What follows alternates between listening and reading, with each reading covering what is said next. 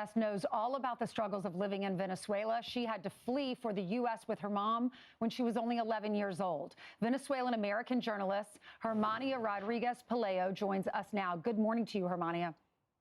Good morning. Thank you for having me. Good morning. Well, thank you for coming on. Before we get to your story, what's your reaction when you see people out there protesting to free Maduro? It's disgusting, both as an American and as a Venezuelan. It's so obvious there's not one Venezuelan in those protests. These people are disrespecting our tragedy, are disrespecting our political prisoners, those we have lost, those who are still in Venezuela's jails, those who are still starving. It's absolutely shameful, and it's a matter, in my opinion, of a threat to national security that our nation's youth and so many are willing to do this against victims of a criminal dictatorship. Yeah, why did your family have to leave when you were only 11, 20 years ago?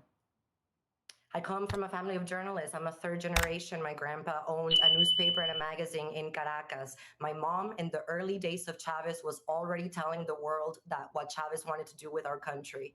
And for that, they accused her of terrorism when I was 11 years old. She had to go into hiding for a month, and then she fled Venezuela through Curacao, much how Maria Corina Machado was forced to do. This was 20 years ago, when the world was saying that Chavez was proving that socialism can work. Wow, is that a picture of your mom? Can you see a monitor? I saw a picture of my mom before, but right now I see myself in my first communion in Caracas. Beautiful. That was when you were 11 years old. Well, I'm sorry your family had to flee. I know you have friends and family that still live there. What are they saying about this? Are they happy? Are they cheering? What are the streets of Caracas like now? It's important for the world to understand that Venezuela is still not free. Today, we're still under the same tyranny. We have hope. But my friends, my family in Venezuela remain terrorized by the regime. That's why you don't see them celebrating on the streets, because they're scared for their life. The regime said they're going to imprison everyone who goes out, but they are hopeful. They are afraid of what comes next, but they feel they have hope for the first time in 26 years.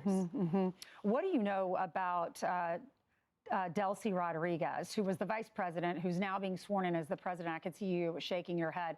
I hear she comes from the same cloth as Maduro. She's even more radical than Maduro. She's actually the daughter of a Venezuelan terrorist who kidnapped an American businessman and was eventually killed by police forces. That really shows you how she's a true ideologue, but she's very smart and worldly, and she knows how to handle herself. So right now, we Venezuelans fear that they're going to leave us with Delcy Rodriguez, who we know as our chief of torture. Okay, so this is the first step. Please subscribe to our official channel, USA News.